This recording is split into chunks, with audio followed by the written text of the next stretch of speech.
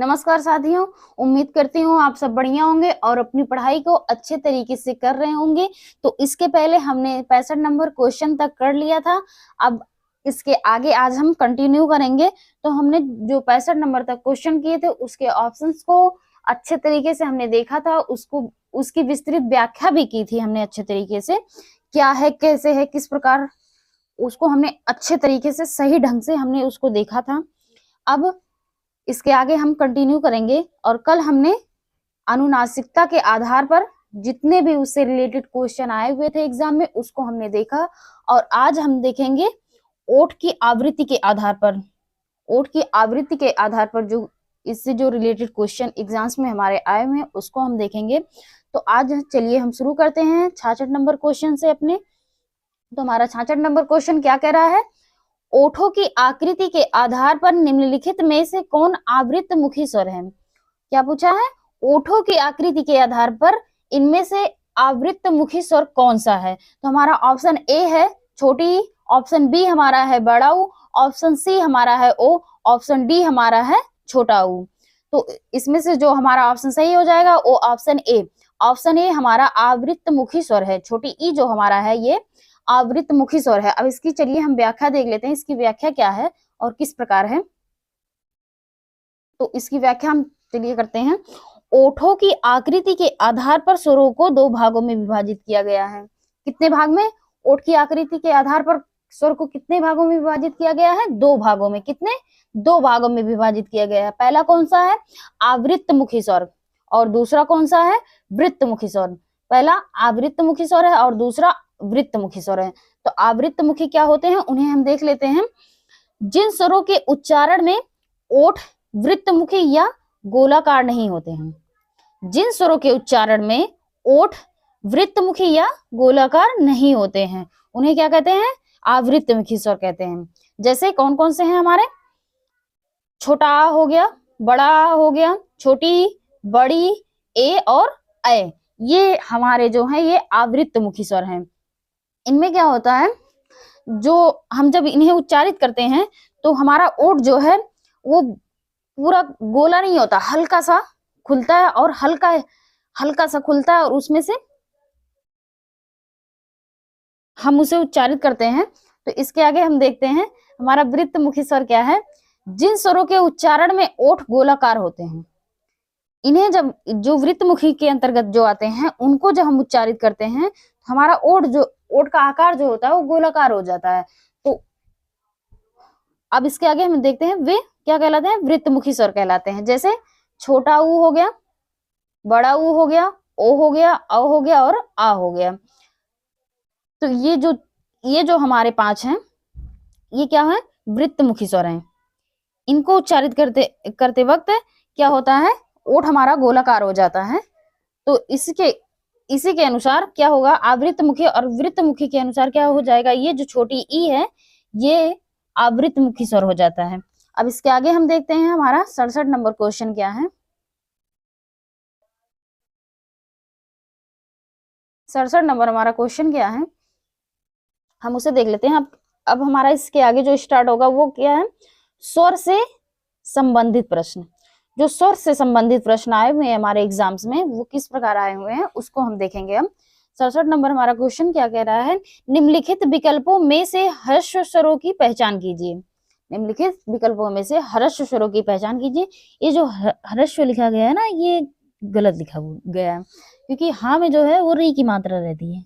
क्या है, हाँ में जो हमारा है वो री की मात्रा रहती है, हाँ में री की मात्रा रहती है। तो ऐसे रहता है ह्रस्व स्वर। तो इसमें से जो ऑप्शन हमारा है, ए ऑप्शन हमारा जो है ओ है, औ है। ऑप्शन बी हमारा है बड़ा ऊ और बड़ा। ऑप्शन सी हमारा है छोटा और छोटी। ऑप्शन डी हमारा है बड़ा और बड़ी। तो इसमें से जो हमारा ऑप्शन सही हो जाएगा वो ऑप्शन सी। ऑप्शन सी हमारा ह्रस्व स्वर है। छोटा आ जो है और छोटी ई जो है ये हमारा क्या है, ह्रस्व स्वर है। अब इसकी चलिए हम व्याख्या देख लेते हैं। इसकी व्याख्या क्या है, इसकी व्याख्या जो है ह्रस्व स्वर किसे कौन कौन से होते हैं वो देख लेते हैं हम। छोटा है, छोटी ई है, बड़ा ऊ, छोटा ऊ है और री है। ये जो हमारे चार हैं ये हमारे ह्रस्व स्वर होते हैं। और दीर्घ स्वर हमारे कौन कौन से हैं? मूलतः ये 3 हैं दीर्घ स्वर, इसके अलावा भी हैं, लेकिन मूलतः ये 3 ही हैं दीर्घ स्वर में, बड़ा और बड़ी और बड़ा ऊ। ये हमारे 3 जो है दीर्घ स्वर है। और संयुक्त स्वर कौन कौन से? ए है, ऐ है, ओ है और औ है। ये हमारे 4 संयुक्त स्वर हैं। इन्हें संयुक्त स्वर क्यों कहा गया? क्योंकि ये दो स्वरों से मिलकर बने हुए हैं, इसीलिए इन्हें संयुक्त स्वर कहा गया है। अब हमारा 68 नंबर क्वेश्चन क्या है उसे हम देखते हैं। 68 नंबर क्वेश्चन हमारा क्या कह रहा है? भाषा विज्ञान की दृष्टि से बड़ा ऊ किस प्रकार का स्वर है? भाषा विज्ञान की दृष्टि से बड़ा ऊ किस प्रकार का स्वर है? ऑप्शन ए हमारा है पश्च विवृत, ऑप्शन बी हमारा अग्र संवृत, ऑप्शन सी हमारा अग्र विवृत, ऑप्शन डी हमारा है पश्च संवृत। तो इसमें से जो हमारा ऑप्शन सही हो जाता है ऑप्शन डी। ऑप्शन डी हमारा सही हो जाता है। भाषा विज्ञान की दृष्टि से बड़ा ऊ जो है वो पश्च संवृत स्वर है। कौन सा क्या है? पश्च संवृत स्वर है। चलिए हम इसकी व्याख्या देख लेते हैं। इसके आगे इसकी व्याख्या क्या है?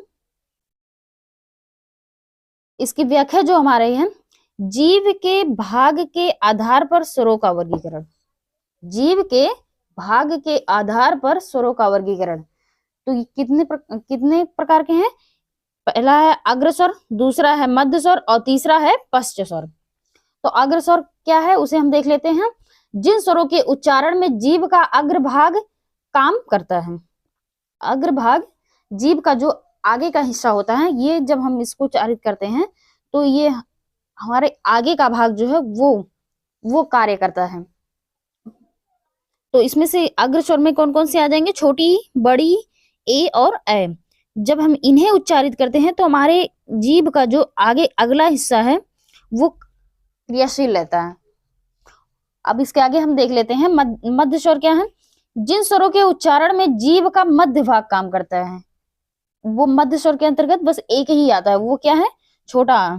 छोटा आ हमारा मध्य स्वर के अंतर्गत आता है। और जब हम छोटा आ का उच्चारण करते हैं तो हमारा जीभ का जो मध्य भाग होता है वो हमारा क्रियाशील रहता है, वो मतलब कार्य करता है। और तीसरा हमारा है पश्च स्वर। जिन स्वरों के उच्चारण में जीभ का पश्च भाग काम करता है वो क्या होता है? पश्च स्वर होता है। तो इसमें कौन कौन से हैं? बड़ा है, छोटा ऊ, बड़ा ऊ, ओ, औ और आ। तो ये इतने जो हमारे हैं ये हमारे पश्च स्वर हो जाते हैं। अब इसके आगे हम देख लेते हैं हमारा 69 नंबर क्वेश्चन क्या है। 69 नंबर हम क्वेश्चन देखते हैं। निम्नलिखित में से कौन सा शब्द स्वर का वर्गीकरण नहीं है? निम्नलिखित में से कौन सा स्वर का वर्गीकरण नहीं है? इसके पहले हमने पढ़ा था कि स्वर के कौन कौन से भाग हैं, कौन कौन से उसके प्रकार हैं। तो इसका जो ऑप्शन हो जाता है, ऑप्शन ए हमारा प्लुत, ऑप्शन बी हमारा है ह्रस्व, ऑप्शन सी हमारा है संयुक्त, ऑप्शन डी हमारा है द्वित। तो हमारा जो ऑप्शन इसमें सही हो जाता है ऑप्शन डी। ऑप्शन डी हमारा ये स्वर के भाग नहीं है, ये स्वर के अंतर्गत नहीं आता है, स्वर के भाग के अंतर्गत ये नहीं आता है द्वित। तो इसकी चलिए हम व्याख्या देख लेते हैं थोड़ा क्या है। इसमें तो काफी विस्तृत दिया गया है व्याख्या इसकी। जो दिए गए विकल्पों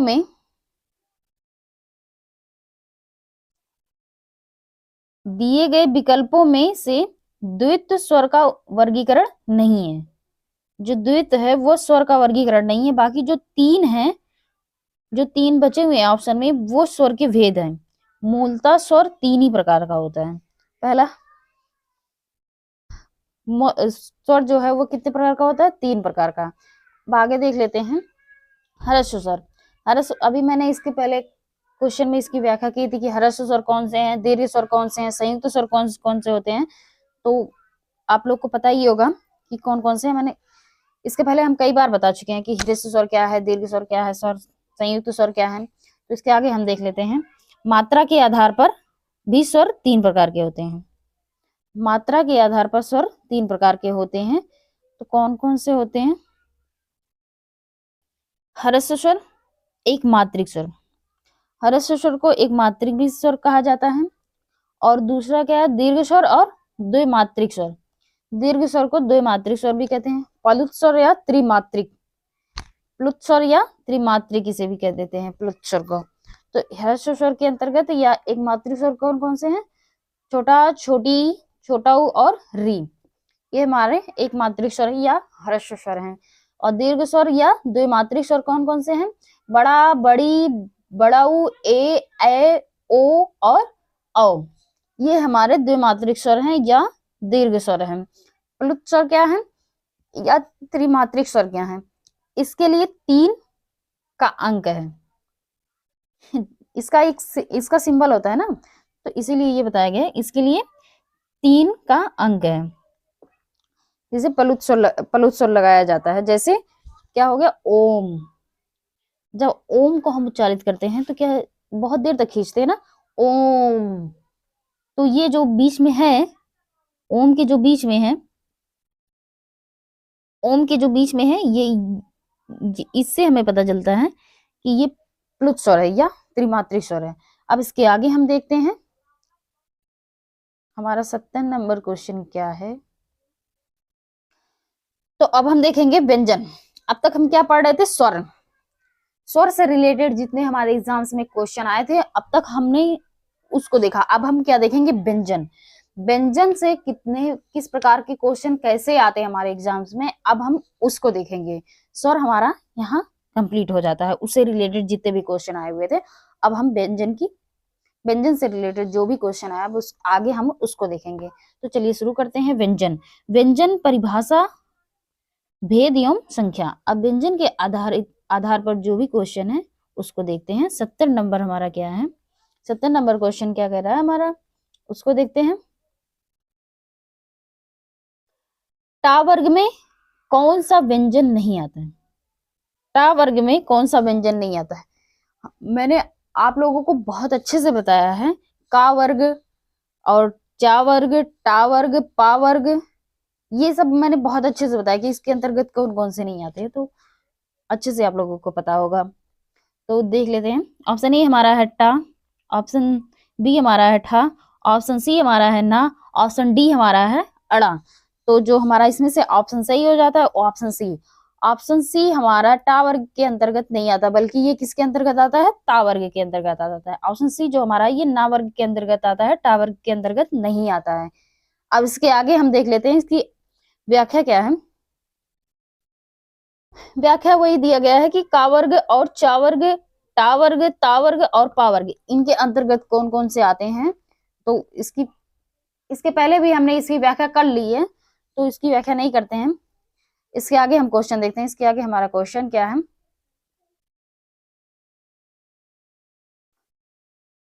इसके आगे हमारा 71 नंबर क्वेश्चन क्या है उसको हम देखते हैं। 71 नंबर हमारा क्वेश्चन क्या है, हिंदी व्यंजनों के उच्चारण की दृष्टि से कितने भागों में बांटा गया। हिंदी व्यंजनों को उच्चारण की दृष्टि से कितने भागों में बांटा गया है। तो ऑप्शन ए हमारा है 4, ऑप्शन बी हमारा है 14, ऑप्शन सी हमारा है 12, ऑप्शन डी हमारा है 8 और ऑप्शन ई भी है इसमें, उपयुक्त में से कोई नहीं। तो इसमें जो हमारा ऑप्शन सही हो जाएगा option D, sorry option E. Option E हमारा सही हो जाता है, उपयुक्त में से कोई नहीं। अब चलिए इसकी व्याख्या देख लेते हैं। इसकी व्याख्या जो देख लेते हैं, हिंदी व्यंजनों के उच्चारण की दृष्टि से 2 भागों में बांटा गया है। कितने भाग में, हिंदी व्यंजनों को उच्चारण की दृष्टि से कितने भागों में बांटा गया है, 2 भागों में। पहला कौन सा है, अल्प प्राण, और दूसरा कौन सा है, महाप्राण। ये 2 हैं जो व्यंजन को उच्चारण की दृष्टि से 2 भागों में बांटा गया। कौन कौन से हैं, अल्प प्राण और महाप्राण। तो अल्प प्राण क्या होता है उसको हम देख लेते हैं। प्रत्येक वर्ग का पहला, तीसरा और पांचवा प्लस अंतस्थ व्यंजन, ये जो हमारा अल्प प्राण के अंतर्गत कौन कौन से, प्रत्येक वर्ग से तात्पर्य है जैसे का वर्ग, चा वर्ग, टा वर्ग, ता वर्ग और पा वर्ग, ये जो 5 हमारे हैं स्पर्शी व्यंजन,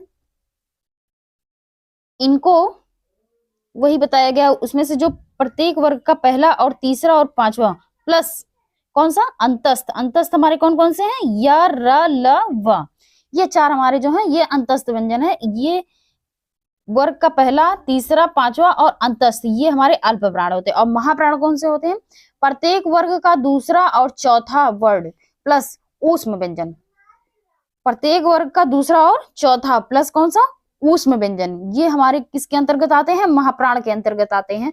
तो ऊष्म व्यंजन हमारे कौन कौन से हैं, पहला है बड़ा सा और दूसरा है खष्टी सा और तीसरा है छोटा सा और चौथा है हमारा, हाँ ये जो चार हमारे हैं क्या है, ऊष्म व्यंजन है। अब इसके आगे हम देख लेते हैं हमारा 72 नंबर क्वेश्चन क्या है। 72 नंबर हमारा क्वेश्चन क्या है, स्रोत एवं गठन के आधार पर शब्दों के भेद होते हैं। 72 नंबर क्वेश्चन क्या है, स्रोत एवं गठन के आधार पर शब्दों के भेद होते हैं, ये पूछा है।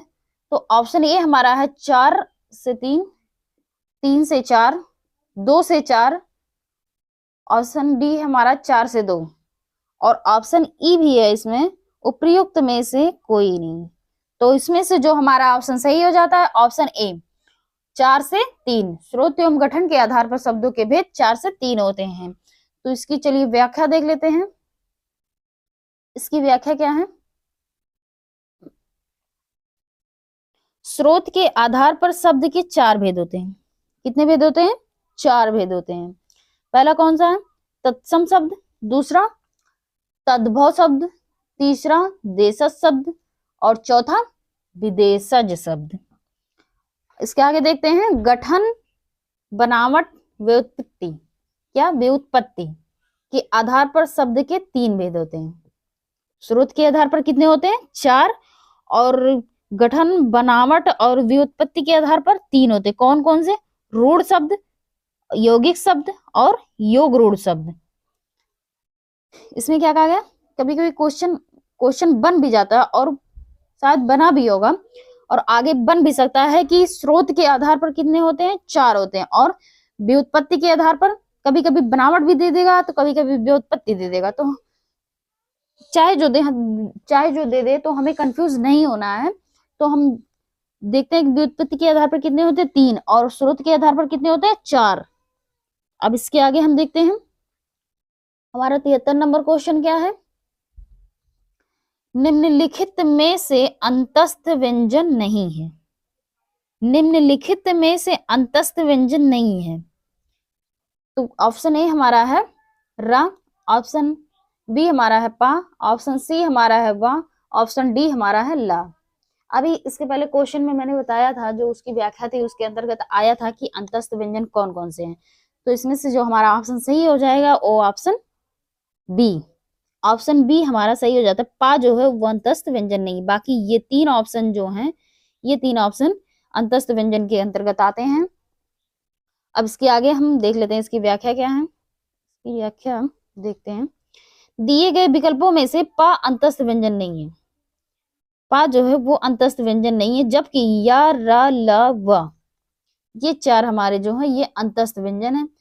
ऐसे अक्षर जो ना तो पूर्णतः स्वर है और ना ही पूरी तरह व्यंजन है उन्हें अर्ध स्वर कहते हैं। क्या, जो पूरी तरह से ना व्यंजन है और ना ही स्वर है वो क्या कहलाते हैं, अर्ध स्वर कहलाते हैं। अंतस्थ या अर्ध स्वर के उदाहरण कौन कौन से हैं, अंतस्थ या अर्ध स्वर। एक देखिए ये भी पता चला कि अंतस्थ और अर्ध स्वर, अंतस्थ को अर्ध स्वर भी कहते हैं। उदाहरण के लिए कौन कौन से, या है, रा है, ला है और वाह है। ये 4 जो हमारे हैं इन्हें अंतस्थ और अर्ध स्वर दोनों कहा जाता है। कुछ भी एग्जाम में दे सकता है कि अंतस्थ स्वर कौन कौन से हैं, तो अक्सर अंतस्थ तो पूछा जा रहा है, हो सकता है आगे चल के अर्ध स्वर पूछ लिया जाए कि अर्ध स्वर कौन कौन से हैं, क्योंकि ये तो ना तो पूरी तरह से व्यंजन है और ना ही पूरी तरह से स्वर है, इन्हें इसीलिए अर्ध स्वर कहा जाता है। अब इसके आगे देखते हैं 74 नंबर क्वेश्चन हमारा क्या है। 74 नंबर जो क्वेश्चन हमारा क्या कह रहा है, अपभ्रंश की वर्णमाला में निम्नलिखित में से कौन सी व्यंजन ध्वनि सम्मिलित है। क्या, अपभ्रंश की वर्णमाला में निम्नलिखित में से कौन सी व्यंजन ध्वनि सम्मिलित है। अपभ्रंश की वर्णमाला में निम्नलिखित में से कौन सी व्यंजन ध्वनि सम्मिलित है? तो ऑप्शन ए हमारा है माँ, ऑप्शन बी हमारा है या, ऑप्शन सी हमारा है खष्टिशा, ऑप्शन डी हमारा है अंगा। तो इसमें से जो हमारा ऑप्शन सही हो जाता है ऑप्शन ए माँ जो हमारा है वो सही हो जाता है। अब इसके आगे हम इसकी व्याख्या देख लेते हैं। इसके आगे हम इसकी व्याख्या देख लेते हैं क्या है। अपभ्रंश की वर्णमाला में 8 स्वर और 30 व्यंजन है। कितने? अपभ्रंश की वर्णमाला में 8 स्वर और 30 व्यंजन, टोटल कितने हुए? 38 स्वर और व्यंजन मिला के 38। अपभ्रंश की वर्णमाला में टोटल कितने हैं? 38 हैं, जिसमें से 8 स्वर हैं और 30 व्यंजन है। ठीक, तो इसके आगे हम देख लेते हैं क्या है। कंठ कौन कौन से हैं वो बताया गया कि उसकी विस्तृत व्याख्या की गई है कि 38 कौन कौन से हैं। तो कंठ से जो है, कंठ से उच्चारित होने वाला का है, खा है, ग है और घ, ये 4 जो हमारे हैं ये कंठ से उच्चारित होते हैं। तालब, तालब या तालु। चा जो है, छा, जा, झ, ये 4 हमारे जो हैं वो तालु से उच्चारित होते हैं। मूर्धन्य, मूर्धन्य या मूर्धा, दोनों में से कोई भी। तो टा है, ठा है, डा है, ढा है और अड़ा, ये 5 हमारे हैं, ये मूर्धा से उच्चारित होते हैं। दंत, दंत से कौन से हैं? ता है, था है, दा है और धा और ना और पूर्वी अभ्रंश। इन्हें ये क्या है? इन्हें पूर्वी अभ्रंश भी कह देते हैं। ये 5 हमारे। ओष्ठ, ओष्ठ से कौन कौन से उच्चारित होते हैं? पा है, फा है, बा है, भा है और मा, ये 5 हमारे ओष्ठ से उच्चारित होते हैं। अंतस्थ, अंतस्थ हमारे कौन कौन से हैं? अंतस्थ या, रा, ला, व, बड़सा, ये भी पूर्वी अभ्रंश है। ये 5 हमारे अंतस्थ हो जाते हैं। ऊष्म व्यंजन कौन कौन से हैं? शा है और हा। ऊष्म व्यंजन तो और भी हैं 2, बड़ा शाह और खष्टी सा, ये भी ऊष्म व्यंजन के अंतर्गत आते हैं, लेकिन ये अपभ्रंश के अपभ्रंश वर्णमाला के अंतर्गत है, तो इसलिए ये इसमें 2 ही है। तो ये जो हमारे मिला के हो जाते हैं ये अपभ्रंश वर्णमाला के अंतर्गत। इतना जो हमारा है ये हमारा अपभ्रंश वर्णमाला के अंतर्गत आ जाता है। ये इतना हमारा अपभ्रंश वर्णमाला के अंतर्गत आ जाता है। अब इसके आगे हम देखते हैं, इसके आगे हमारा क्वेश्चन क्या है। 75 नंबर क्वेश्चन हमारा क्या है उसको हम देखते हैं। 75 नंबर हमारा क्वेश्चन क्या है? निम्नलिखित में से कौन सा वर्ड महाप्राण का उदाहरण है? निम्नलिखित में से कौन सा वर्ड महाप्राण का उदाहरण है? तो इसके पहले हमने देखा था कि अल्प प्राण क्या है, महाप्राण क्या है। अब इसके ऑप्शंस देख लेते हैं, ऑप्शंस क्या क्या दिए गए हैं। ऑप्शन ए हमारा दा, ऑप्शन बी हमारा है भा, ऑप्शन सी हमारा है इया, ऑप्शन डी हमारा है ला। इसमें से जो हमारा ऑप्शन सही हो जाता है वो बी, भा जो है वो महाप्राण का उदाहरण है। ये भा जो है महाप्राण के अंतर्गत आता है। इसकी व्याख्या देख लेते हैं। अब इसकी व्याख्या क्या है? निम्नलिखित में से भा वर्ड महाप्राण का उदाहरण है। अब महाप्राण होता क्या है उसको देख लेते हैं। जिनके उच्चारण में मुख से ज्यादा हवा निकलती है। क्या होता है? मुख से ज्यादा हवा निकलती है। जब हम उसका उच्चारण करते हैं तो हमारे मुख से जो हवा है वो ज्यादा निकलती है, उन्हें क्या कहते हैं? महाप्राण व्यंजन कहते हैं। प्रत्येक वर्ग का दूसरा और चौथा, क्या? प्रत्येक वर्ग का दूसरा और चौथा जो होता है, और उसके साथ क्या होता है? ऊष्म वर्ड। जो ऊष्म वर्ड होते हैं, शा, शा, हा, मतलब बड़ा सा, छोटा सा, खष्टी सा और हा, जो ऊष्म होते हैं वो भी हमारे महाप्राण के अंतर्गत आते हैं। दूसरा और चौथा और ऊष्म व्यंजन, जो ये तीनों हैं ये हमारे महाप्राण होते हैं। अब इसके आगे देखते हैं। दूसरा चौथा कहने का तात्पर्य क्या है उसको हम देखते हैं, ये दिया गया है। तो का वर्ग में दूसरा और चौथा कौन सा है? खा है और घा। और चा वर्ग में छा है और झा। और टा वर्ग में ठा है और ढा। ता वर्ग में था है और धा है। पा वर्ग में फा है और मा है। और इसके अलावा जो मैंने कहा था कि ऊष्म वर्ड कौन कौन से हैं? बड़ा सा, खष्टी सा, छोटा सा और हा। ये जो हमारे हैं इतने, ये हमारे महाप्राण व्यंजन होते हैं। इतना हमारा महाप्राण व्यंजन के अंतर्गत आता है। अब इसके आगे हम देख लेते हैं हमारा 76 नंबर क्वेश्चन क्या है। 76 नंबर क्वेश्चन क्या है? जब दो व्यंजन एक साथ मिलते हैं तो उन्हें क्या कहते हैं? क्या? जब दो व्यंजन एक साथ मिलते हैं तो उन्हें क्या कहते हैं? ऑप्शन ए हमारा है अंतस्थ, ऑप्शन बी हमारा है महाप्राण, ऑप्शन सी हमारा है अल्पप्राण, ऑप्शन डी हमारा है संयुक्त व्यंजन। तो हमारा जो इसमें से ऑप्शन सही हो जाएगा ऑप्शन डी। संयुक्त मतलब मिलना होता है, मिलना, क्या? मिलना। तो संयुक्त व्यंजन हमारा इसमें से सही हो जाता है। तो इसकी हम व्याख्या देख लेते हैं। इसकी व्याख्या क्या है? इसकी व्याख्या देखते हैं। जब दो व्यंजन एक साथ मिलते हैं, अभी मैंने बताया ना मिलना, तो वही कहा गया, जब दो व्यंजन एक साथ मिलते हैं तो उन्हें संयुक्त स्वर कहा जाता है। क्या कहा जाता है? संयुक्त स्वर। जब दो व्यंजन एक साथ मिलते हैं तो उन्हें संयुक्त स्वर कहा जाता है। निम्नलिखित वर्णमाला में संयुक्त व्यंजनों की संख्या कितनी है? वर्णमाला में संयुक्त व्यंजनों की संख्या कितनी है? 4 है। कितनी है? 4। कौन कौन से? पहला छा है, दूसरा त्र है, तीसरा ज्ञा है और चौथा श्रा है। पहला छा, दूसरा त्रा, तीसरा ज्ञा और चौथा श्रा। तो ये किससे मिलकर बना है? क प्लस खष्टी सा से मिलकर छा बना हुआ है। त्रा किससे बना है? ता और रा। और ज्ञा किससे बना हुआ है? ज और या। और श्रा किससे मिलकर बना हुआ? बड़ा श और रा। ये हमारा जो है, ये इतने हमारे जो है संयुक्त व्यंजन है। अब इसके आगे हम देख लेते हैं 77 नंबर हमारा क्वेश्चन क्या है। 77 नंबर तो बहुत इंपॉर्टेंट हो जाता है, क्योंकि ये देखिए कितने कितने एग्जाम्स में आए हुए हैं, कई एग्जामों में पूछा गया है। 1 2 3 4 5 6 7 8 9, अभी लगता है मुझे इसके आगे भी है 9। अभी देखिए 9 10 11 12 13 एग्जाम्स में पूछे गए हैं। केबीएस में तो 4 बार पूछे गए हैं। कितने बार? 4 बार केबीएस में पूछा गया है। 9-10 बार एग्जाम में पूछने का मतलब बहुत इंपॉर्टेंट हो जाता है। हो सकता है आगे भी पूछा जाए, तो इसे हम थोड़ा अच्छे से देखते हैं क्या है। ऐसा भी क्या क्वेश्चन है कि 10-10 एग्जाम्स में पूछा गया, वो भी इतनी बार पूछा गया। 77 नंबर क्वेश्चन क्या है? Important question.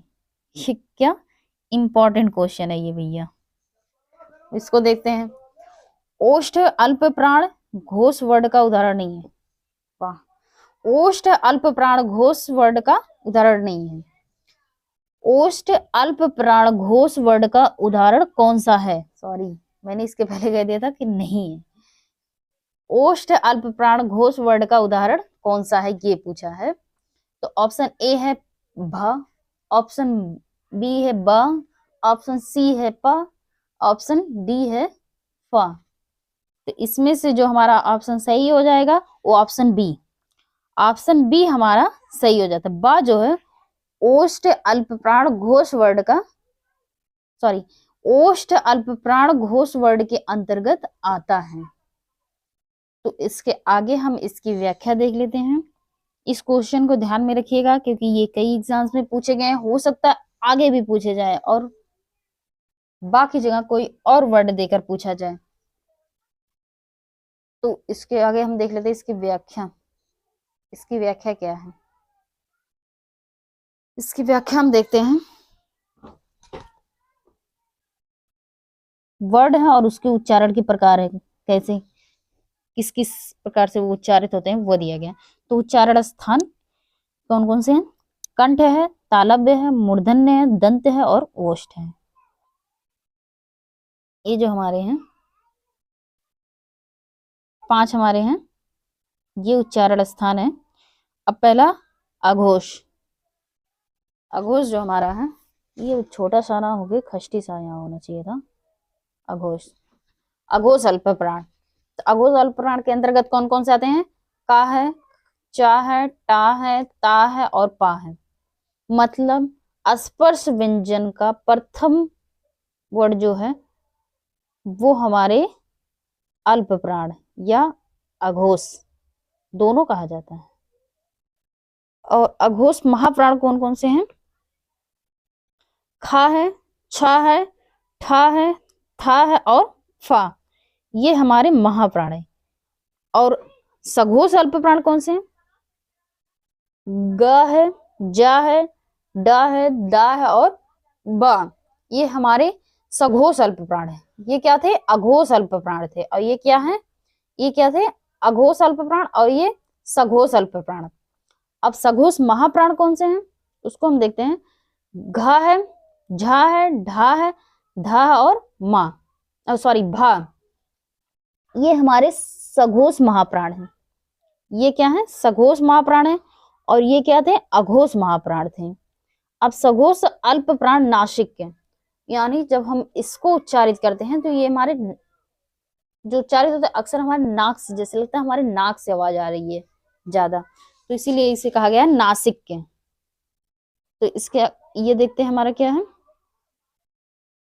अंगा है, इया है, अड़ा है और ना है और ये माँ है। ये जो हमारे हैं ये सघोष अल्प प्राण नासिक के होते हैं।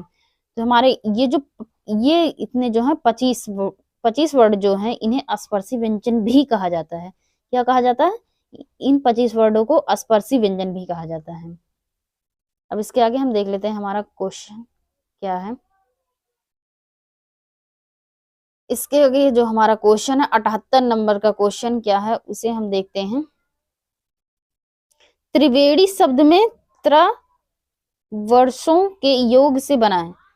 त्रिवेणी में त्र जो है किन वर्डों के योग से बना है ये पूछा है। तो हम देख लेते हैं। पहला ऑप्शन हमारा है टी प्लस रा, तापे छोटी ई की मात्रा टी प्लस रा, ये हमारा ऑप्शन ए है। ऑप्शन बी हमारा है ता प्लस रा। ऑप्शन सी हमारा त और रा। ऑप्शन डी हमारा त प्लस रा। तो इसमें से जो ऑप्शन सही हो जाएगा ऑप्शन सी। ऑप्शन सी हमारा ता और रा से मिलकर त्र बना हुआ है। त्रिवेणी में जो त्र है वो ता और रा के योग से बना हुआ है। अब इसके आगे हम देख लेते हैं 79 नंबर हमारा क्वेश्चन क्या है। 79 नंबर हमारा क्वेश्चन क्या है? सर्वज्ञ। अब देख रहे हैं किस प्रकार से क्वेश्चन पूछा जा रहा है। उसको एक शब्द देकर उसके अंतर्गत जो वर्ड है उसको पूछ रहा है। तो ऐसे भी क्वेश्चन आते हैं, जरूरी नहीं है कि सिर्फ वर्ड देकर ही पूछा जाए, तो कभी कभी शब्द देकर भी पूछ लेगा कि इसके अंतर्गत जो ये वर्ड है ये क्या है। तो 79 नंबर क्वेश्चन क्या कह रहा है? सर्वज्ञ शब्द में संयुक्त व्यंजन, सर्वज्ञ शब्द में संयुक्त व्यंजन ज्ञ किस वर्डों के योग से बना है? संयुक्त स्वर जो है, सॉरी संयुक्त व्यंजन ज्ञ जो है ये किस वर्ड के योग से बना है? तो ऑप्शन ए हमारा है जा प्लस या। ऑप्शन बी हमारा है जा और या। ऑप्शन सी हमारा जा और या। ऑप्शन डी हमारा जा और या। तो इसमें से जो हमारा ऑप्शन सही हो जाता है ऑप्शन ए। ऑप्शन ए हमारा सही होता है। जा और या से मिलकर ज्ञ बना है। जा और या से मिलकर ज्ञ बना है। क्या? जा और या से बनकर ज्ञ बना है। अब इसके आगे हम देख लेते हैं 80 नंबर क्वेश्चन हमारा क्या है। इसको कूट से मिलाना है। 80 नंबर, सूची 1 में 4 वर्ड एवं सूची 2 में उनके उच्चारण स्थान दिए गए हैं। सूची 1 का मिलान सूची 2 से कीजिए तथा दिए गए कूट से सही उत्तर चुनिए। तो सूची 1 में क्या दिए गए? ए हमारा सा है और बी हमारा खष्टी सा है, सी हमारा बड़ा शाह है, ऑप्शन डी हमारा सॉरी डी जो है ना है। तो इसका जो इधर है सूची 2 में मूर्धा है, नासिक के हैं और दंत है और तालु है। तो इसमें से सा हमारा जो है, इसमें से सा हमारा जो, सॉरी यार, सॉरी 80। तो इसमें से जो हमारा ऑप्शन सही हो जाएगा वो ऑप्शन सी, ऑप्शन सी हमारा सही हो जाता है। तो इसमें से चलिए हम मिला लेते हैं, इसमें पहले हम मिला लेते हैं कौन कौन सा है,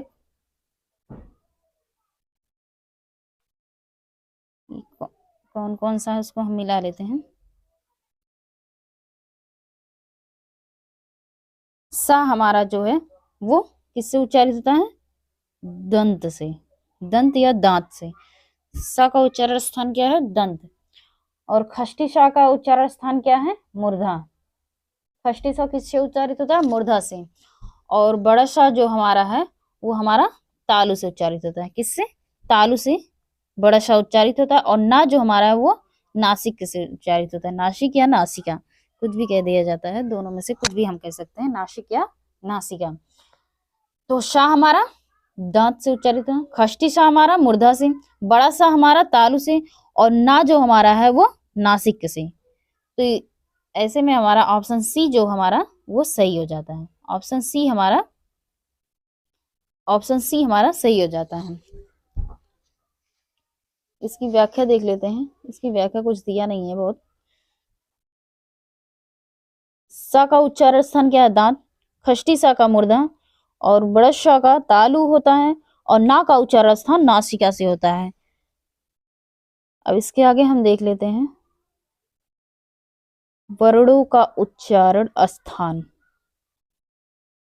कंठ से का वर्ग जितने हैं वो कंठ से उच्चारित होते हैं। इसके अलावा जो स्वर हैं छोटा और बड़ा ये भी कंठ से उच्चारित होते हैं। तालव्य, तालव्य के अंतर्गत चा वर्ग जितने हैं ये 5 जो हमारे हैं ये चा वर्ग के अंतर्गत आते हैं ये।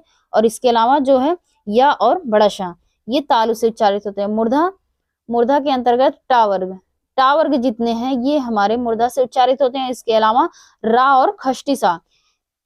दंत से ता वर्ग जितने हैं ये 5 ये दंत से उच्चारित होते हैं। और इसके अलावा जो है वो ला है और छोटा सा है। ओष्ठ से कौन कौन से, पावर्ग, पावर्ग के अंतर्गत जितने आते हैं वो ओष्ठ से उच्चारित होते हैं। इसके अलावा जो 200, इसके अलावा 2 स्वर भी हैं, छोटा ऊ और बड़ा ऊ, ये हमारे ओष्ठ से उच्चारित होते हैं। नासिका से अंगा है, इया है, अड़ा है और ना और मा, ये हमारे जो 5 है ये नासिका से उच्चारित होते हैं। कंठ और तालु से, कंठ तालव्य यानी कंठ और तालु से दोनों से उच्चारित होने वाले 2 वर्ड हैं ए और ऐ। ए जो है ये कंठ और तालु से उच्चारित होते हैं। अंतस्थ हमारे कौन कौन से हैं, या है, रा है, ला है और वा। ये तो हमें भूलना नहीं है क्योंकि हम इतनी बार कर चुके हैं, तो इतनी बार इसे देख चुके हैं, ये हमें भूलना नहीं है। इसके आगे देख लेते हैं ऊष्म व्यंजन। ऊष्म व्यंजन है बड़ा सा, खष्टी सा, छोटा सा और हा, ये 4 हमारे ऊष्म व्यंजन है। अब इसके आगे हम 81 नंबर क्वेश्चन देखते हैं। 81 नंबर क्वेश्चन हमारा क्या है, किस व्यंजन के उच्चारण में जीवा तालु से नहीं टकराती है।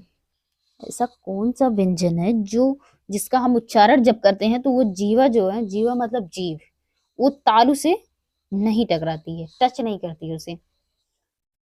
ऑप्शन ए हमारा जा, ऑप्शन बी हमारा है बड़ा शा, ऑप्शन सी हमारा है चा और ऑप्शन डी हमारा है घा। तो इसमें से जो हमारा ऑप्शन सही हो जाएगा ऑप्शन डी, ऑप्शन डी घा। ये इसका जब हम उच्चारण करेंगे तो हमारी जीभ जो है वो तालु से नहीं टकराएगी। घा जो हमारा है वो क्या है, ये कंठ से, कंठ से उच्चारित होता है। इसका उच्चारण स्थान क्या है, कंठ है। इसके आगे हम देखते हैं क्वेश्चन 82 नंबर। हमारा 82 नंबर क्वेश्चन क्या है उसको हम देख लेते हैं। निम्नलिखित में से किस विकल्प में अनुनासिक का प्रयोग हुआ है। अभी मैंने बताया था कि स्पर्श व्यंजन के जो पंचम वर्ण होते हैं 5 वो अनुनासिक होते हैं, सॉरी हाँ अनुनासिक वर्ड होते हैं। तो ऑप्शन ए हमारा इसमें से है संकर हिंदी, ऑप्शन बी हमारा अतः, प्रातः। ऑप्शन सी हमारा अंग और आह। ऑप्शन डी हमारा चांद और सांस। ऑप्शन डी क्या है, चांद और सांस। तो इसमें से जो ऑप्शन सही हो जाता है ऑप्शन डी। ऑप्शन डी हमारा ये अनुनासिक प्रयोग, अनुनासिक का प्रयोग इसमें हुआ है। तो इसकी व्याख्या देख लेते हैं, इसकी व्याख्या क्या है। जिन वर्डों का उच्चारण मुख और नासिका दोनों से किया जाता है, क्या, जिनका उच्चारण मुख और नासिका से दोनों से किया जाता है वो क्या कहलाता है, अनुनासिक वर्ड कहलाता है। अनुनासिक वर्ड के ऊपर चंद्र बिंदु लगा होता है। अनुनासिक वर्ड एक पहचान है क्या, अनुनासिक जो भी स्वर होगा, वर्ड होगा, उसके ऊपर क्या लगा होगा, चंद्र बिंदु लगा होगा। तो ये हमारा एक की पॉइंट हो जाता है कि जो जिसके ऊपर चंद्र बिंदु लगा होगा वो हमारा क्या होगा, अनुनासिक वर्ड होगा। तो इससे हम भूलेंगे नहीं कि अनुनासिक वर्ड क्या होता है। तो जैसे क्या हो जाएगा, जैसे चांद हो गया, चांद के ऊपर भी देखिए चंद्र बिंदु लगा हुआ है, सांस के ऊपर भी लगा हुआ है चंद्र बिंदु, आधी हो गया, ऊंट हो गया, ऐसे कई प्रकार कई वर्ड हैं जिनके ऊपर ये चंद्र बिंदु लगा होता है। तो इससे हम भूलेंगे नहीं कि अनुनासिक क्या होता है। इससे हमें याद रहेगा कि अनुनासिक के ऊपर क्या लगा होता है, अनुनासिक वर्ड के ऊपर क्या लगा होता है, चंद्र बिंदु का चिन्ह होता है। तो 83 नंबर क्वेश्चन क्या है उसको हम देख लेते हैं। ओष्ठ वर्ड किस विकल्प में है, ओष्ठ से उच्चारित होने वाले वर्ड किस विकल्प में है। तो ऑप्शन ए हमारा है का, ख, ग, घ। ऑप्शन बी हमारा है छोटा, छोटी ई, री और विसर्ग। ऑप्शन सी हमारा है पा, फ, ब, भ। ऑप्शन डी हमारा ता, थ, द, ध। तो इसमें से जो हमारा ऑप्शन सही हो जाएगा ऑप्शन सी। ऑप्शन सी हमारा सही हो जाता है। पा वर्ग जो हमारा है वो ओष्ठ से उच्चारित होता है। पा वर्ग जितने हैं वो हमारे ओष्ठ से उच्चारित होते हैं। इसमें माँ भी आ जाएगा, माँ हमारा, ए भी हमारा ओष्ठ वर्ड के अंतर्गत आता है। तो ओष्ठ से उच्चारित होने वाले पा है, फा है, बा है और भा, और इसके अलावा माँ भी है। ये हमारे ओष्ठ से उच्चारित होते हैं। इसकी व्याख्या देख लेते हैं।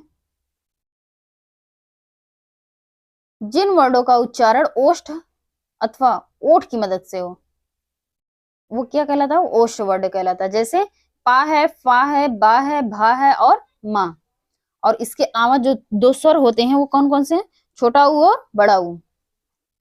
पा वर्ग के अलावा जो दो हैं, दो स्वर भी हैं, छोटा ऊ और बड़ा ऊ, ये भी हमारे ओष्ठ से उच्चारित होते हैं। इसके आगे हम देख लेते हैं 84 नंबर क्वेश्चन हमारा क्या है। संयुक्ताक्षर व्यंजन निम्नलिखित में से कौन है, संयुक्ताक्षर व्यंजन निम्नलिखित में से कौन है, यानी संयुक्त व्यंजन पूछा है, इनमें से कौन सा है। तो ऑप्शन ए हमारा छ, त्र, ज्ञ और श्र। ऑप्शन बी हमारा था, फ, ब और भ। ऑप्शन सी हमारा बड़ा सा, खष्टी सा, छोटा सा, हा। और ऑप्शन डी हमारा या, र, ला और वा। तो इसमें से जो हमारा ऑप्शन सही हो जाएगा वो ऑप्शन ए। ऑप्शन ए हमारा ये संयुक्त अक्षर व्यंजन है। ऑप्शन ए हमारा संयुक्त व्यंजन है क्योंकि ये दो व्यंजनों से मिलकर बना हुआ है, इसीलिए इसे संयुक्त व्यंजन कहा गया है। यहाँ देखिए इसकी परिभाषा दी हुई है कि संयुक्त व्यंजन क्या है। तो संयुक्त व्यंजन दो या दो से अधिक व्यंजनों के मेल से बनते हैं। संयुक्त व्यंजन क्या होते हैं, दो या दो से अधिक व्यंजनों के मेल से बनते हैं, वो क्या कहलाते हैं, संयुक्त व्यंजन कहलाते हैं। जैसे छा जो हमारा है वो का और शा से मिलकर बना हुआ है, का और खष्टी सा से मिलकर बना हुआ। त्र जो हमारा ता और रा से मिलकर बना हुआ है। ज्ञ हमारा जो है वो जा और या से मिलकर बना हुआ है। श्रा जो हमारा है बड़ा शा और रा से मिलकर बना हुआ है। तो ये चार हमारे जो हैं ये संयुक्त व्यंजन हो जाते हैं। अब इसके आगे हम 85 नंबर क्वेश्चन देख लेते हैं। हमारा 85 नंबर क्वेश्चन क्या है, निम्नलिखित में से कौन सा समूह सही नहीं है। अभी हमने बहुत क्वेश्चनों में देखा, उसका उच्चारण स्थान देखा कि कौन किससे उच्चारित होता है, तो उसको वही पूछा है कि इसमें से कौन सा समूह सही नहीं है, किसका उच्चारण स्थान सही नहीं है, वो पूछा है। ऑप्शन ए हमारा ओष्ठ, ओष्ठ से कौन कौन से, प, प फ ब भ। ऑप्शन बी हमारा कंठ क ख ग घ। और ऑप्शन सी हमारा है मूर्धन्य च छ ज झ। और ऑप्शन डी हमारा अक्षर है न ल र और श। तो इसमें से ऑप्शन जो हमारा सही हो जाता है ऑप्शन सी। ऑप्शन सी हमारा सही हो जाता है। मतलब इसमें से यही समूह जो है यही ऑप्शन सी जो है ये जो समूह है ये हमारा मतलब मूर्धा से उच्चारित नहीं होता, इसलिए ये इसमें क्या पूछा नहीं। हमें ये नहीं का ध्यान देना है। क्वेश्चन एग्जाम्स में क्या होता है कि इसी की वजह से अक्सर हमारा क्वेश्चन गलत हो जाता है। हम नहीं का ध्यान नहीं देते और कर देते हैं क्वेश्चन सही वाला। तो इसलिए ये नहीं का ध्यान हमें रखना है एग्जाम्स में। तो ऑप्शन सी जो हमारा है ये सही हो जाता है। मूर्धन्य से ये उच्चारित नहीं होते हैं। ये किससे उच्चारित होते हैं? तालव्य से। च छ ज झ ये किससे उच्चारित होते हैं? तालु से उच्चारित होते हैं। ये मूर्धा से उच्चारित नहीं होते हैं। अब इसके आगे हम देख लेते हैं हमारा 86 नंबर क्वेश्चन क्या है। कंठ से उत्पन्न होने वाले वर्ड हैं। कंठ से उत्पन्न होने वाले वर्ड हैं मतलब कंठ से कौन कौन से वर्ड हैं जो उच्चारित होते हैं वो पूछा गया है। तो ऑप्शन ए हमारा है डा और ढ।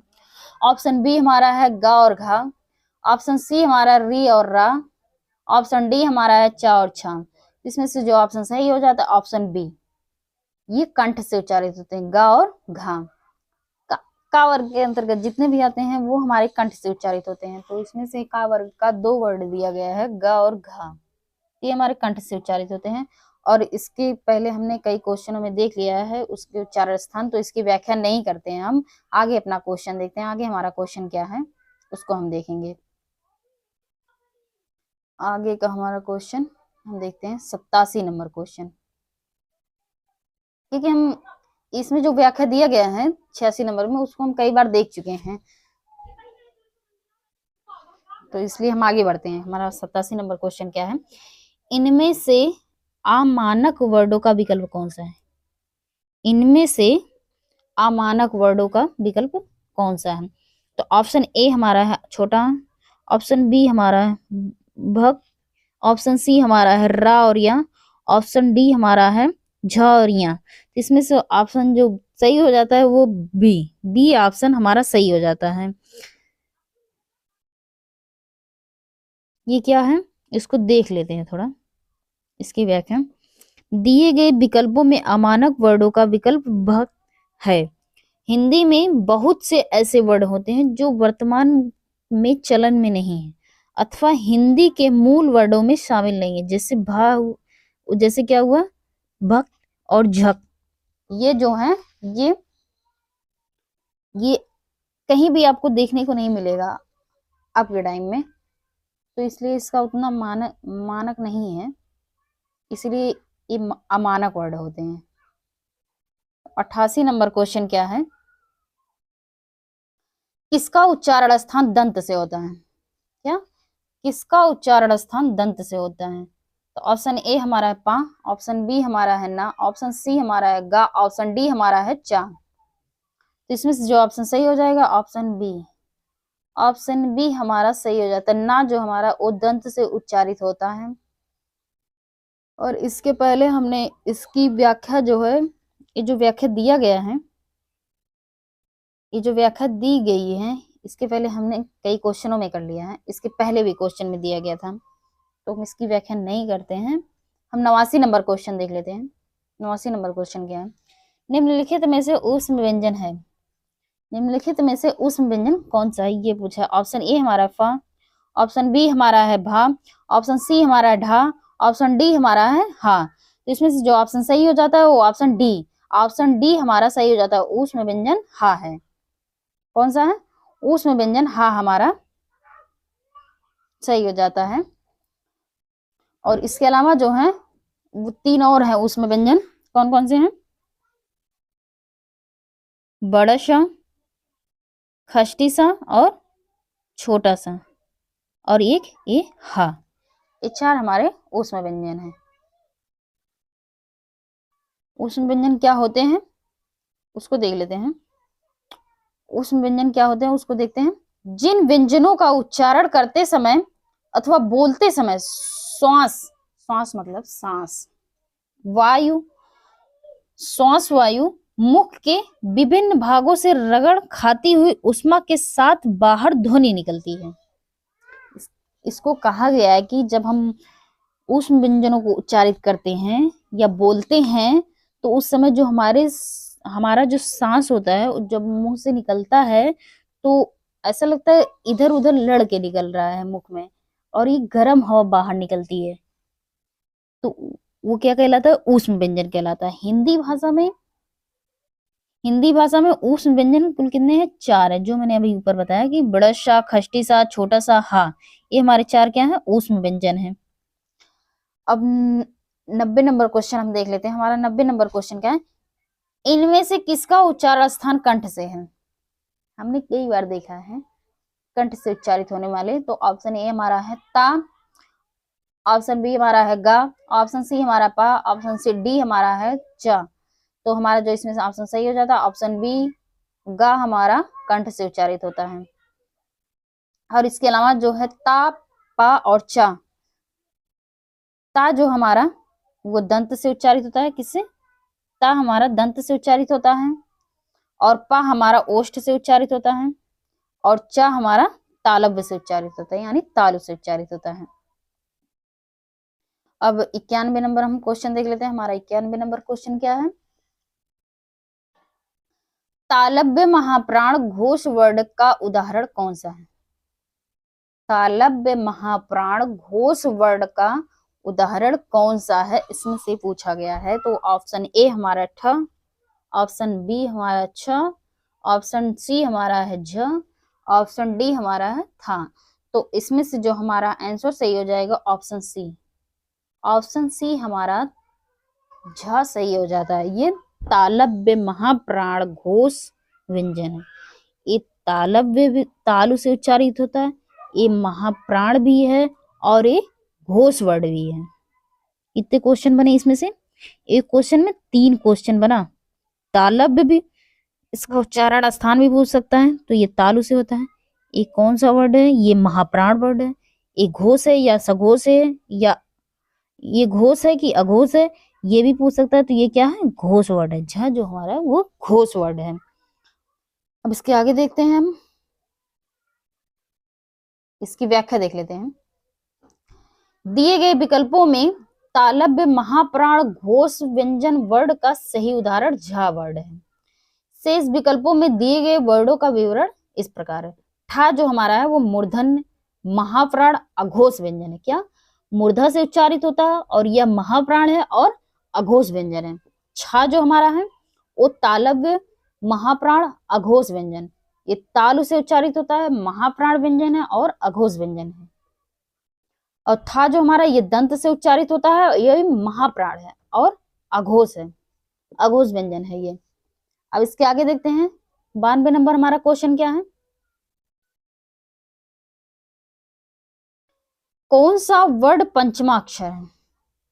कौन सा वर्ड पंचमा अक्षर है। तो ऑप्शन ए है माँ, ऑप्शन बी हमारा दा, ऑप्शन सी हमारा है गा, ऑप्शन डी हमारा है सा। इसमें से जो हमारा ऑप्शन सही हो जाता है वो ऑप्शन ए माँ जो हमारा ये पंचमा अक्षर है। जो हमारे 25 स्पर्शी व्यंजन है उसका जो पंचम वर्ड है वही हमारा पंचमा अक्षर कहलाता है। इसकी व्याख्या देख लेते हैं। इसकी व्याख्या क्या है, माँ वर्ड पंचमाक्षर है। ब्रह्मी लिपि एवं उससे व्युत्पन्न अधिकांश लिपियों की वर्णमाला के प्रत्येक वर्ग के 5वें वर्डों के समूह को पंचमाक्षर कहा जाता है। प्रत्येक वर्ग के 5वें वर्डों के समूह को पंचमाक्षर कहते हैं। देवनागरी में अंग, या, ड़, न, म और ना और माँ, ये क्या हमारे हैं, पंचमाक्षर हैं। ये 5 हमारे पंचमाक्षर होते हैं। इसका जो उच्चारण स्थान होता है वो नासिक के यानी नाक से उच्चारित होता है। तो इसके आगे हम देख लेते हैं हमारा 93 नंबर क्वेश्चन क्या है।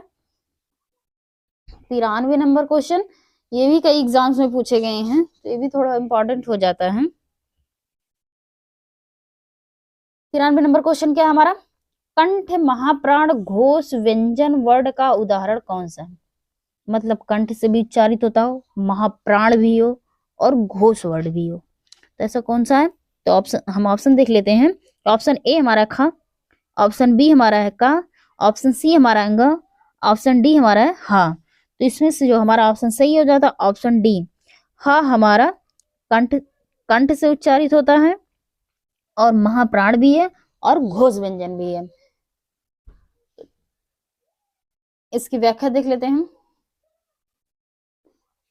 हा वर्ड कंठ, महाप्राण और घोष वर्ड का उदाहरण है। जो इसके अलावा जो 3 विकल्प थे उसकी व्याख्या देख लेते हैं, वो किस किस से उच्चारित होते हैं। का जो हमारा वो कंठ से उच्चारित होता है और अल्प प्राण है और अघोष वर्ड है। खा हमारा ये भी कंठ से उच्चारित होता है, ये लेकिन महाप्राण है और अघोष वर्ड है। अंगा हमारा जो है वो कंठ से उच्चारित होता है, अल्प प्राण है और घोष वर्ड है। अब इसके आगे देखते हैं 94 नंबर क्वेश्चन क्या है। मूर्धन्य अल्प प्राण घोष व्यंजन वर्ड का उदाहरण कौन सा है? मूर्धा से भी उच्चारित होता हो, अल्प प्राण भी हो और घोष भी हो। तो इसके ऑप्शंस पहले हम देख लेते हैं। ऑप्शंस क्या है? ठा है, ऑप्शन बी है डा, ऑप्शन सी है भा और ऑप्शन डी है धा। तो इसमें से जो आंसर सही हो जाएगा ऑप्शन बी, ये डा जो हमारा मूर्धन्य है, अल्प प्राण भी है और घोष भी है। और इसके अलावा जो 3 विकल्प हैं उसको देख लेते हैं। ठा जो हमारा वो मूर्धा से उच्चारित होता है, महाप्राण है और अघोष वर्ड है। भा हमारा जो है वो ओष्ठ से उच्चारित होता है और ये महाप्राण है और घोष व्यंजन है। ठा क्या था? अघोष था और ये भा जो हमारा घोष वर्ड है। धा जो हमारा दंत से उच्चारित होता है और ये महाप्राण है और घोष व्यंजन है। अब इसके आगे देखते हैं 95 नंबर क्वेश्चन हमारा क्या है। ओष्ठ महाप्राण घोष व्यंजन वर्ड का उदाहरण कौन सा है? ओष्ठ महाप्राण घोष वर्ड, ओष्ठ महाप्राण घोष व्यंजन वर्ड का उदाहरण कौन सा है? तो ऑप्शन ए हमारा है व, ऑप्शन बी हमारा है भा, ऑप्शन सी हमारा है फा, ऑप्शन डी हमारा है ठ। तो इसमें से जो हमारा ऑप्शन सही हो जाएगा वो ऑप्शन बी, ऑप्शन बी हमारा भा जो है वो ओष्ठ से उच्चारित होता है और महाप्राण भी है और घोष व्यंजन भी है। इसके अलावा 3 जो व्यंजन हैं उनको देख लेते हो किससे उच्चारित होते हैं। वह जो हमारा दंतोष्ठ से उच्चारित होता है, दंत प्लस ओठ दोनों से मिलकर उच्चारित होता है वह, ये अल्प प्राण है और घोष वर्ड है। फा हमारा ओष्ठ से उच्चारित होता है, महाप्राण है और अघोष वर्ड है। ओष्ठ से उच्चारित होता है, महाप्राण है और अघोष वर्ड है। ठा हमारा मूर्धन्य से उच्चारित होता है, वो महाप्राण है और अघोष है। अब इसके आगे देख लेते हैं हम अपना आगे का क्वेश्चन। आगे का हमारा क्वेश्चन 96 नंबर क्वेश्चन क्या है। 96 नंबर क्वेश्चन क्या है हमारा। मूर्धन्य अल्प प्राण अघोष वर्ड का उदाहरण कौन सा है? मूर्धन्य अल्प प्राण अघोष वर्ड का उदाहरण कौन सा है? ऑप्शन ए हमारा है चा, ऑप्शन बी हमारा है टा, ऑप्शन सी हमारा है ढ, सॉरी ठ, ऑप्शन डी हमारा है ढ। तो इसमें से जो हमारा ऑप्शन सही हो जाता है ऑप्शन बी, ऑप्शन बी हमारा टा, ये मूर्धन्य से उच्चारित होता है, अल्प प्राण भी है और अघोष भी है। हम इसमें क्या, इसके पहले 2-3 क्वेश्चन में भी देखे हैं कि एक एक क्वेश्चन में 3-3 क्वेश्चन छिपा हुआ है और उसका आंसर भी। तो और इसमें से ऑप्शन बी हमारा सही हो जाता है। टा जो है मूर्धन्य से उच्चारित होता है। इसकी व्याख्या देख लेते हैं। जिन वर्डों के उच्चारण में जीवा का अग्रभाग कठोर तालु के अग्रभाग से टकराता है मूर्धन्य वर्ड कहलाता है। क्या? जिन वर्डों के उच्चारण में जीवा का अग्रभाग कठोर तालु के अग्रभाग से टकराता है वो क्या कहलाता है? मूर्धन्य। जैसे टा, ठा, ड, ढ, अड़। और इसके अलावा जो है री, रा और खष्टी सा, ये इतना हमारा क्या है, ये मूर्धा से उच्चारित होते हैं। अल्प प्राण क्या है?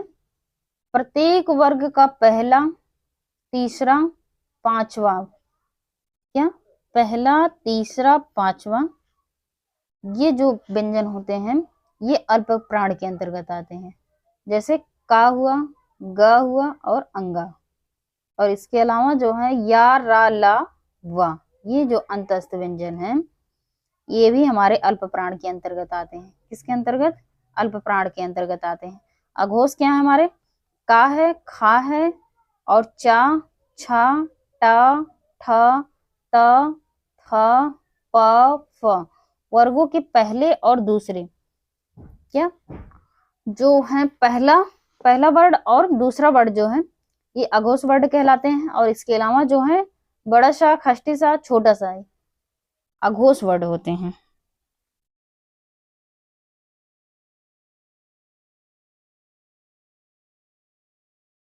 अब इसके आगे हम देख लेते हैं हमारा 97 नंबर क्वेश्चन क्या है। घा, घा, ग, घा, ग, ड, ठ, त, इनमें कितने अघोष व्यंजन हैं? इन पांचों में कौन अघोष व्यंजन है, ये पूछा है। इनमें से कौन अघोष व्यंजन है? तो ऑप्शन ए हमारा 1, ऑप्शन बी हमारा है 4, ऑप्शन सी हमारा है 2, ऑप्शन डी हमारा है 3। इसमें से जो ऑप्शन सही हो जाता है ऑप्शन सी। ऑप्शन सी हमारा सही हो जाता है। इसमें 2 ऐसे व्यंजन हैं जो हमारे अघोष व्यंजन है। कौन कौन से? ता और ठा, ये हमारे अघोष व्यंजन है। बाकी क्या है? बाकी हमारे सघोष हैं। अब इसकी व्याख्या देख लेते हैं क्या है। गा, घा, ग, ड, ढ, ता, वर्ड में 2 अघोष व्यंजन है। ये जो ठा और ता है ये अघोष व्यंजन है। इनमें से ता और ठा अघोष व्यंजन है। जिन वर्डों का उच्चारण करते समय स्वर तंत्रियां, जिन वर्डों का उच्चारण करते समय स्वर तंत्रियों में कंपन होता है उन्हें घोष या सघोष वर्ड कहते हैं। घोष वर्ड भी कहते हैं, सघोष वर्ड, दोनों में से चाहे जो कह सकते हैं हम। प्रत्येक वर्ग का तीसरा, चौथा, पांचवा वर्ड। तीसरा कौन कौन सा? तीसरा, चौथा और पांचवा, ये जो 3 है। और इसके अलावा जो है सभी स्वर और या, रा, ला और हा, ये कौन कौन से? तीसरा, चौथा, पांचवा और जितने भी स्वर हैं और ये अंतस्थ व्यंजन, ये सब क्या है? ये सघोष होते हैं। और जिन वर्डों के उच्चारण करते समय स्वर तंत्रियों में कंपन नहीं होता है वो अघोष कहलाते हैं। सघोष में क्या? स्वर तंत्रियों में कंपन होता है और अघोष में क्या होता है? स्वर तंत्रियों में कंपन नहीं होता है। तो इस अघोष में कौन कौन से आ जाएंगे? प्रत्येक वर्ग का पहला और दूसरा वर्ड, जो पहला और दूसरा वर्ड है। और इसके अलावा जो है बड़ा सा और खष्टी सा और छोटा सा, ये पहला, दूसरा और ये तीनों ये अघोष वर्ड के अंतर्गत आते हैं। अब इसके आगे हम देख लेते हैं हमारा 98 नंबर क्वेश्चन क्या है। आज तो हम सेंचुरी मार के रहेंगे, 100 क्वेश्चन करके रहेंगे। निम्नलिखित में से कौन सा व्यंजन अघोष है? निम्नलिखित में से कौन सा व्यंजन अघोष है? पहला है खा और दूसरा है गा और तीसरा है जा और चौथा है घा। इसमें से जो हमारा ऑप्शन सही हो जाएगा ऑप्शन ए, खा, जो हमारा व्यंजन, खा व्यंजन जो हमारा ये अघोष है। अब इसके पहले हमने इसकी व्याख्या देखी थी कि अघोष क्या है। तो अघोष क्या होता है? अघोष क्या है? जो जिन वर्ड का उच्चारण करते समय हमारे स्वर तंत्रियों में कंपन उत्पन्न होता है वो अघोष, अघोष वर्ड मतलब कंपन उत्पन्न ना हो वो अघोष कहलाते हैं। और जो जिसमें कंपन उत्पन्न हो, जिन स्वर तंत्रियों में कंपन उत्पन्न हो वो सघोष कहलाता है। और जिसमें कंपन उत्पन्न ना हो अघोष कहलाता है। क्या?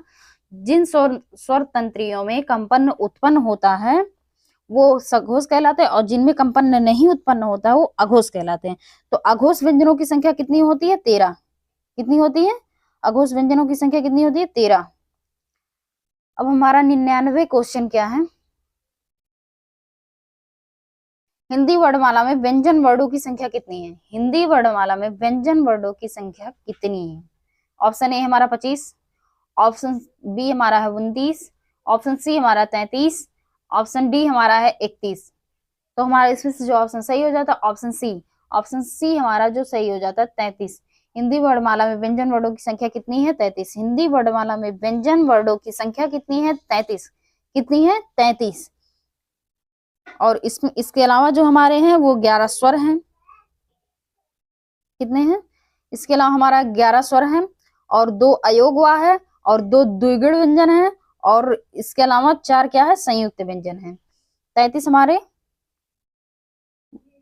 वर्णमाला के अंतर्गत हिंदी वर्णमाला में 33 व्यंजन है, 11 स्वर हैं, 2 अयोगवा है, 2 द्विगुण व्यंजन है और 4 क्या है संयुक्त व्यंजन है।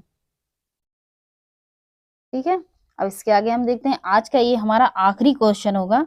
आज हमारा 100 क्वेश्चन कंप्लीट होता है, तो ये हमारा आज का हमारा लास्ट क्वेश्चन है।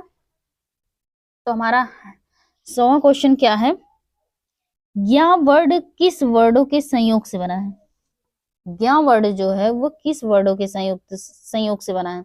ऑप्शन ए जा और या, ऑप्शन बी हमारा जा और न्य, ऑप्शन सी हमारा जा और या, ऑप्शन डी हमारा जा और धा। तो इसमें से जो हमारा ऑप्शन सही हो जाता है ऑप्शन ए जा और या।